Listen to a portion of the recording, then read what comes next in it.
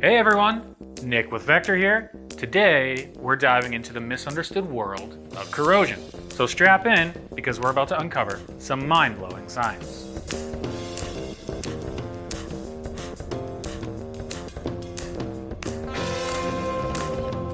Okay, first things first. Let's talk about why corrosion of steel and concrete is even a problem. Simply put, it's inevitable. You see, steel is often used as reinforcement in concrete structures because of its strength and durability. But here's the kicker. Steel and concrete have a complicated relationship. Concrete keeps the steel stable by shielding it from the elements and forming a protective cocoon in something called the passivation process that helps in keeping the steel's internal energy in. This is true most of the time. But like all relationships, things can get rocky. When moisture and oxygen and chlorides seep through the porous structure of concrete, they can reach the steel, triggering the corrosion process. Now, here's where it gets interesting.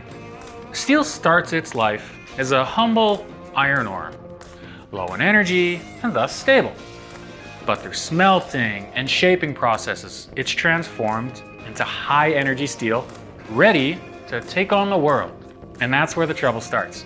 You see, nature has a funny way of seeking equilibrium. So when steel, in that high energy state, comes into contact with the atmosphere, it's like a cosmic game of tug of war. Corrosion is nature's way of bringing that high energy steel back down to its natural low energy state. As the steel corrodes and returns to its low energy state, it expands, much like water as it turns to ice. That steel expansion exerts pressure on the surrounding concrete, not handling it very well. Said beautiful concrete begins to crack and spall. And that, my friends, is why corrosion of steel and concrete is both inevitable and a problem. Steel always wants to go back to that original state. But wait, there's more. It's not just the visible damage you have to worry about. No. It goes deeper than that. Unchallenged, those cracks and weaknesses can compromise the entire structure, putting lives at risk.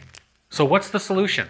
Well, engineers and scientists are constantly working on ways to minimize the impact of corrosion, from better construction practices to innovative concrete materials and cathodic protection. The quest for corrosion-resistant infrastructure is ongoing.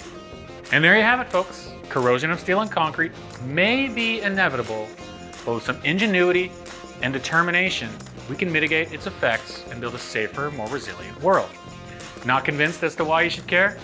Check out our next video for mind-melting facts about how much corrosion costs you every day.